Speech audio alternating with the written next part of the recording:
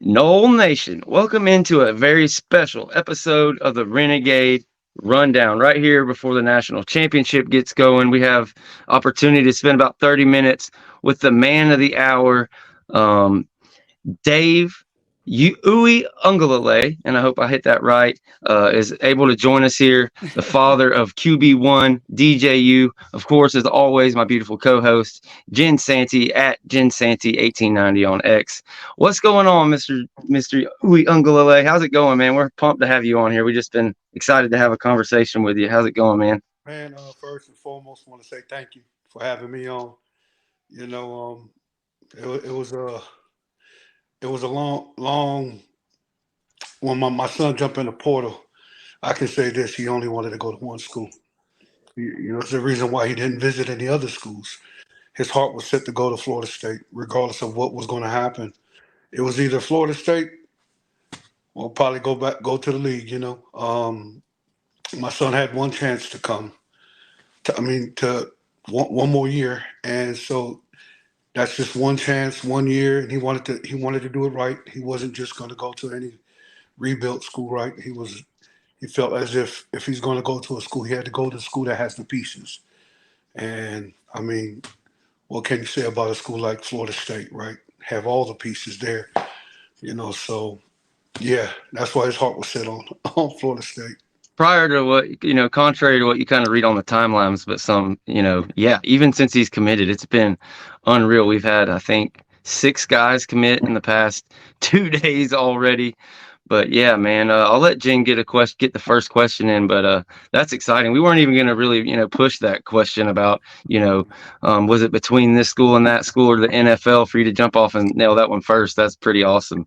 That's kind of what we talked about on here, what we kind of figured. It was like between the 2 top guys in the NFL and who's going to Florida State.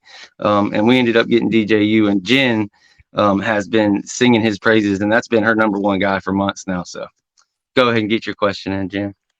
It sure has. I've been a big DJU fan. I was proudly on this side of the camp, and I kind of want to know, what are the feelings and what was the process when you guys met with the coaching staff, and what made you feel so comfortable when you guys actually came in and met? Was there talking before he came in? Like, how long after he entered the portal did you make that contact with Florida State?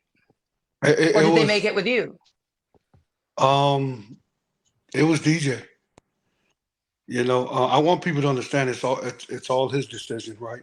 Yeah. I'm just a father, and I give him what I think, and I can share with it now. The one thing I thought about my son DJ was more of the fact that when you look at the 3 guys that was at the Heisman Trophy Award, the 3 quarterbacks, this is the one factor that I saw. Bo Nix had 5 starting years, right? He played 5 years, started 5 years. Um, what is it? Jaden, Jake Daniels. Jaden LSU Daniels, quarterback, yeah. 5 starting years, had 5 years of starting as a quarterback. Then I looked at the Washington kid, Penix, yeah. Yeah, Penix, 6 years starting quarterback. Now DJ started 3 years, and he sat behind Trevor Lawrence the year before that. You know what I mean? And I said to myself, it, a lot. I talked to a lot of scouts. A lot of them was pushing for him to go into the draft. And he could have. DJ kind of had a feeling he wanted to go to the draft too as well. But for me as a father and knowing him since he was born, I just felt he would be cheating himself if he don't take advantage of that 1 year, right? But I said it's up to you though. If you do come back, you got to figure out which school you want to go to.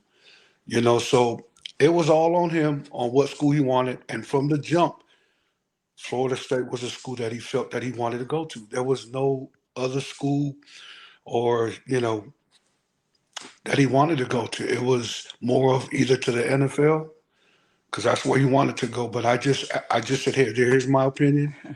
It's your dad's opinion, but it's up to you on what you want to do, right? So I'm glad that he chose to come back, and I'm glad that he already had his mindset on the school that he wanted to go to. There was no ands if about it. There was no other school that he looked at. All he thought about was Florida State, and you know he went out there, visit, and did all that. Me, I'm just I have an NIL company that I run, so I'm busy with all the other athletes that I'm dealing with. But as a father, just trying to give him my opinion and why I think he should come back. A lot. I even get some feedback of maybe you taking a chance, by coming back. He looks ready right now. He ran. What he did at Oregon State is what I knew of him. He's a kid that Hmm. will do what you say. He was provided with an O line that can give him some time there, right, and make some plays. He played in a system where it's a pro set system, right? As you saw, I think he thrives a little bit better in a pro set system, right, than read option. So I'm just so happy that what he did this year at Oregon State. Sad that he had to make jump in the portal and because I felt it was a great success story there at Oregon that I thought we could run it back one more year. But right after the last game of the season, half the coaches jumped on a plane and left to Michigan State. And to me, as for my son, I felt for him. Where does that leave him? And they go right back to rebuilding, stage. But people need to understand now what NIL and this portal, you know, um, um, has brought to these kids, new opportunities. Um, it ain't always about the money. I can tell you that for a fact with DJ. It wasn't about the bread. It was more about going to a place where he can get developed and have the pieces to be able to, you know, make the playoffs and hopefully make the championship game. That's DJ mindset. I'm sorry, but we like to win this family. Hey, And Florida State fans are right there with you, brother. We're right there with you. You hit on a Yes. lot of great points. You brought up the NL company you run, and we'd love to hear about that. Before you get out of here, maybe you could plug that, let the athletes know about it. But from an outsider looking in, and I know it was DJU's choice, but from an outsider looking in, I can tell you guys are really big on family. That's a big aspect of what FSU does is that family feel, even though it is like half the starters were transfers. You have a lot of guys coming in and out. Mike Norvell's really selective about the guys he brought in the program. I'm sure you experienced that. But what the Battle's End has done to kind of create that security, it's hard to know. Like you might think, okay, let's go to LSU. That's where we're going to make our championship run for his last year. And then, like you said, some coaches will leave, or all of a sudden the NIL thing and his wide receiver goes to Alabama, and you're stuck. I don't want to use a bad colloquialism there, but yeah, that stability, the Battle's End, and just kind of that family culture. How much did that play into the decision? um, it we understood the game we have to play, right? That's for my son and me, the mom, we trust DJ. He's he's 22 years old. He knows what he's doing. You know what I mean? And as a father, this is the time when you got to learn how to let go and let my son learn how to make his own mistakes. Learn from his decisions. And DJ's a smart kid. He doesn't just make wild decisions. He's so much better than me. I'm very emotional. you know, I get offended real easily. Not DJ. DJ, he's an even keel, God fearing, team guy, team first type of guy. I can tell you right now, everyone at OSU, from fans to coaches and players, I can honestly say nobody will have anything bad to say about DJ. He's a kid that wants to come in and work, wants to already be a part of a team. He's not a whole rah-rah guy. He's a more action kid.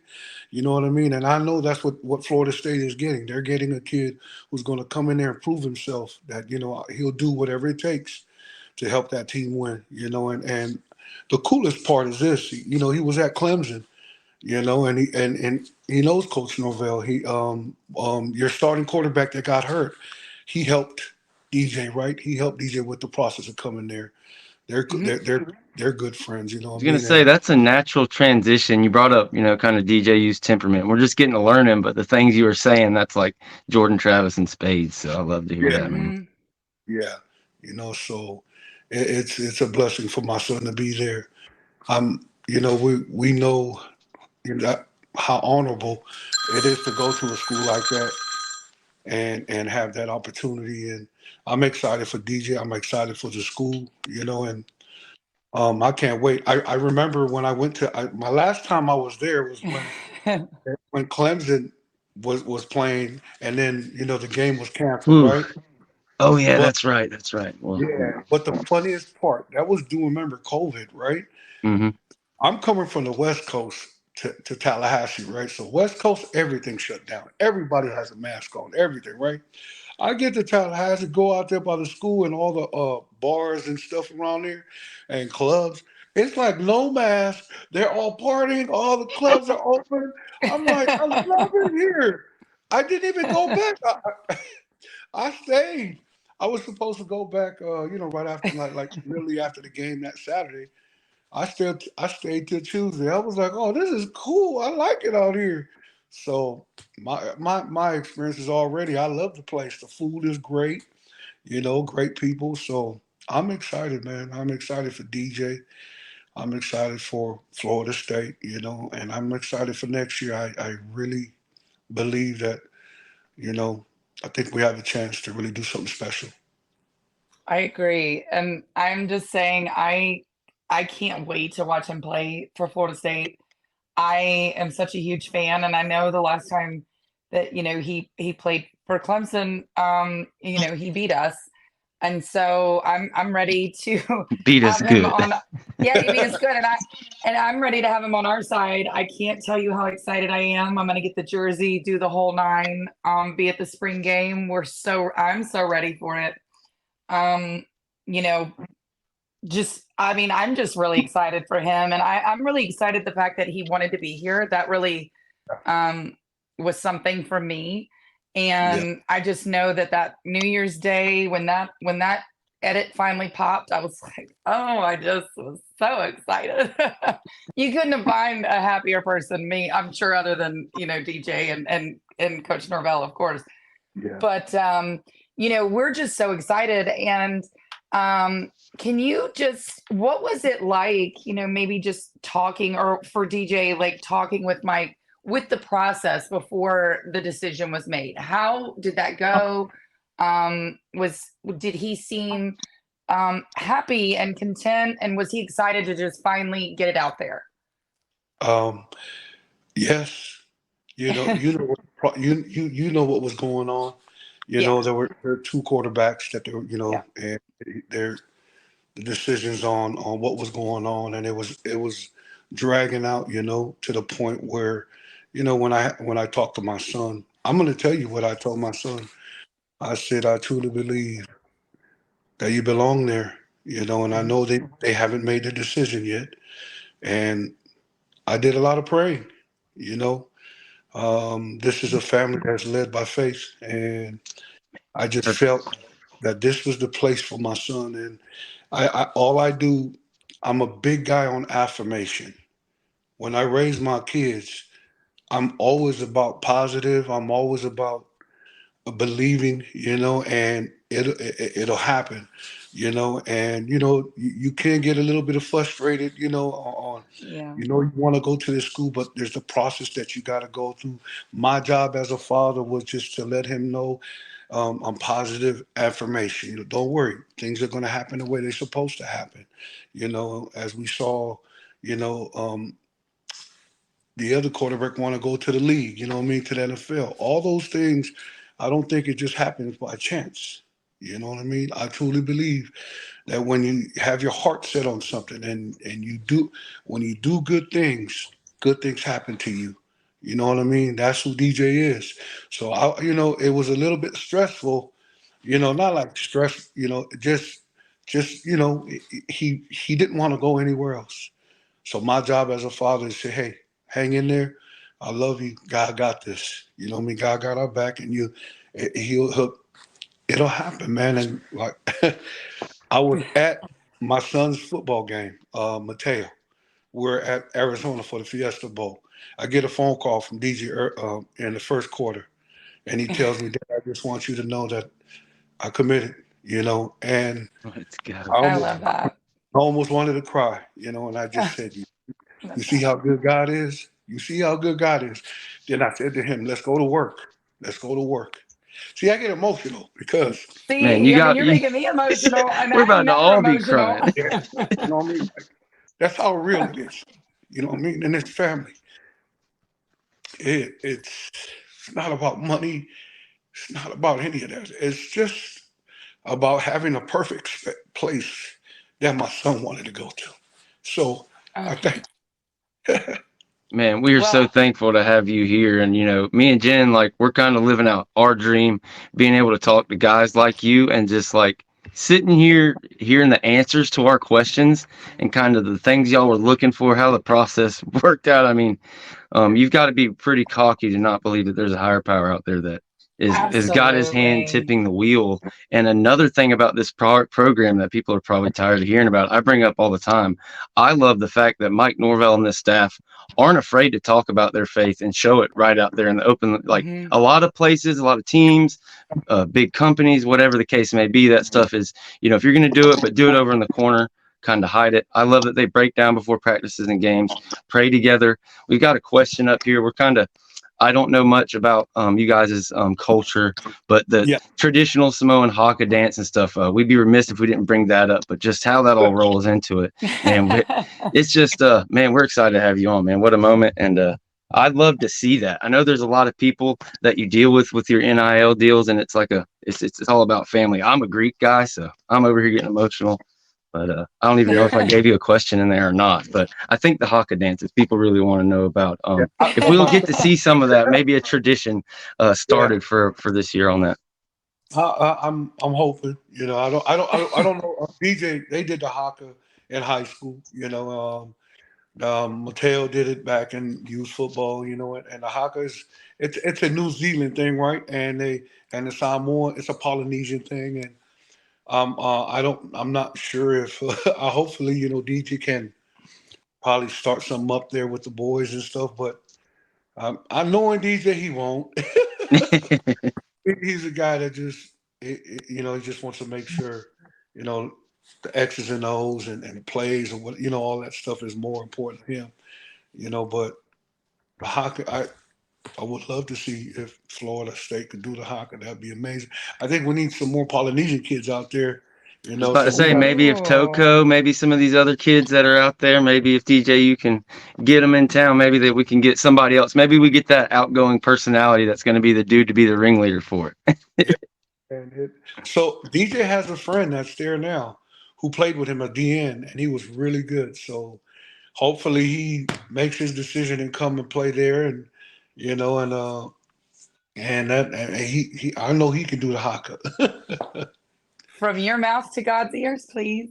Like, I would love that. Let's do it.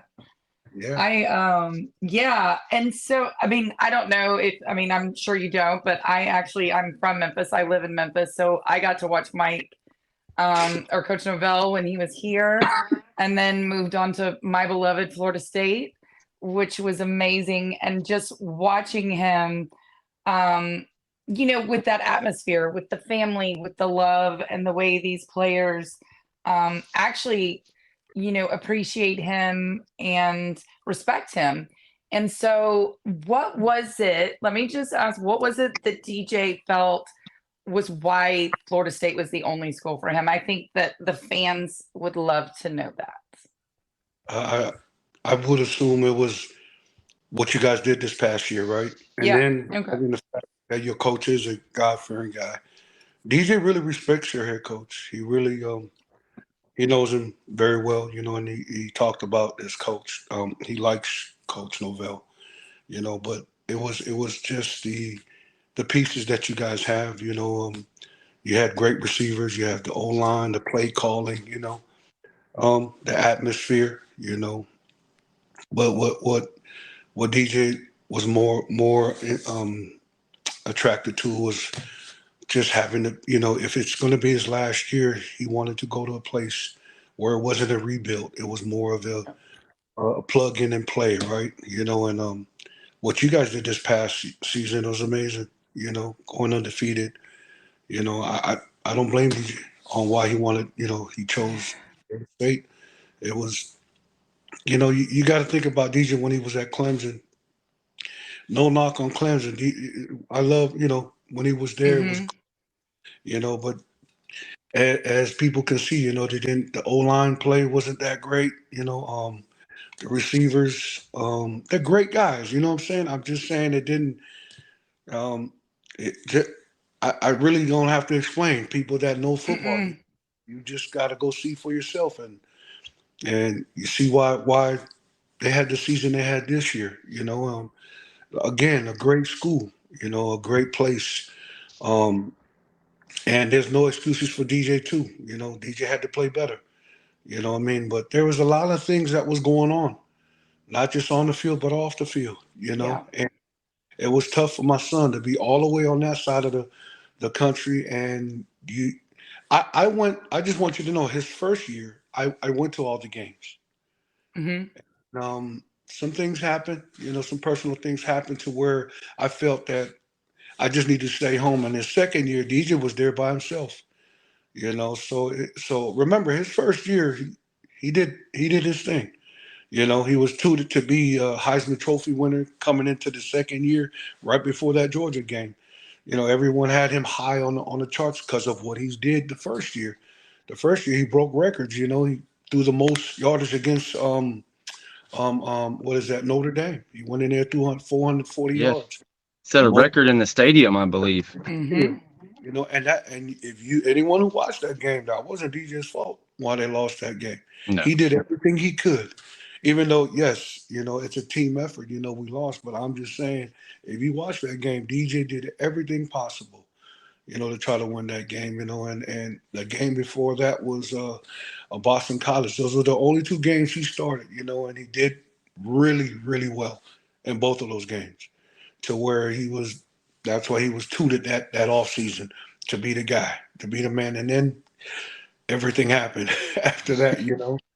Yeah, So you had a front row seat to the end of that. Like, it was kind of the end of a dynasty at Clemson. You saw it at Florida State.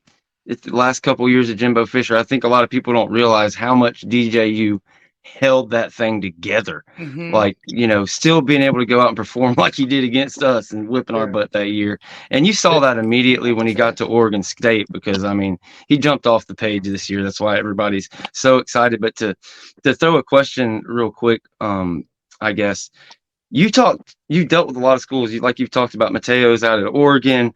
Um, DJ started at Clemson, Oregon State. Now he's, thank goodness, headed to Florida State.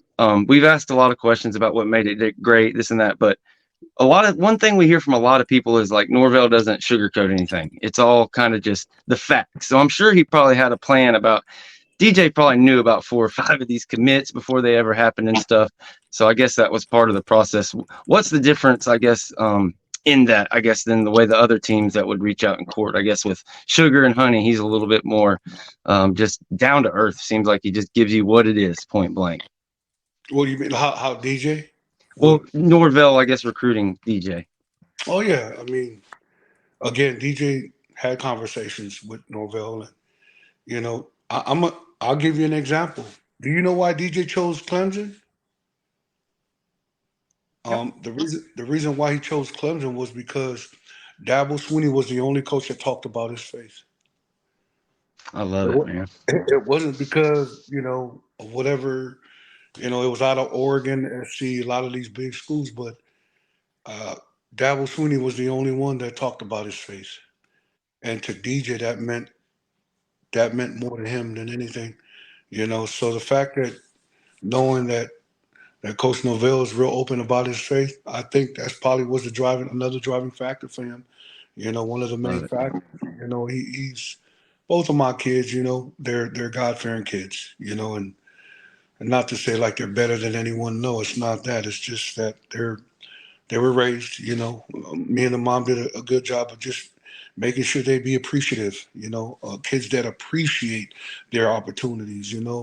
Nothing is given, everything is earned. Like what I said.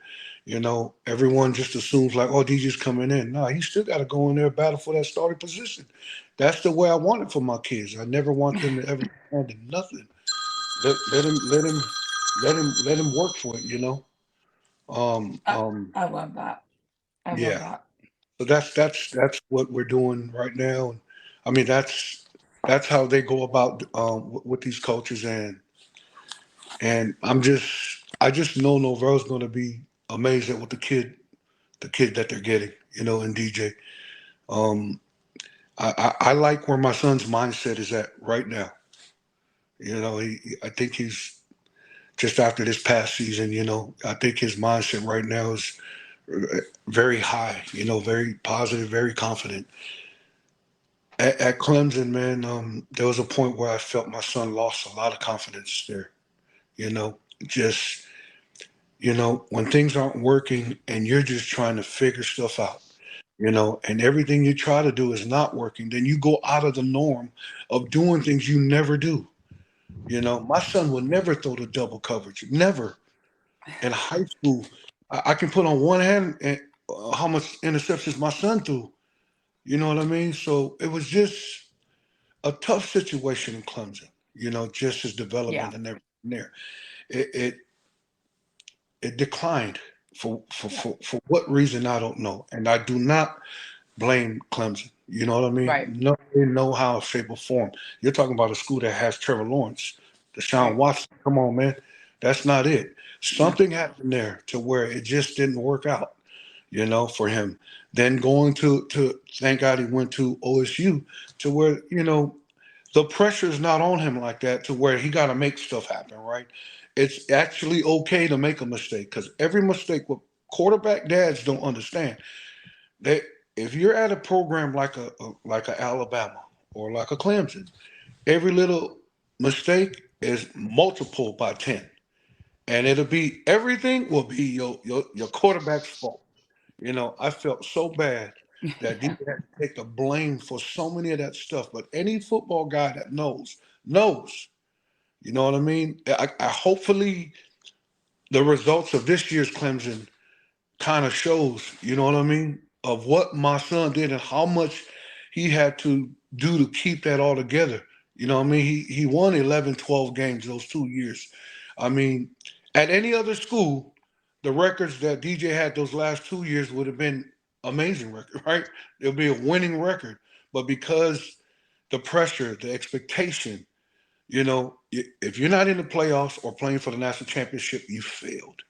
You failed. That's how it is at those big schools. So going to Oregon, come on now, just winning, having a winning game is happy. They're happy there, So that's what I love.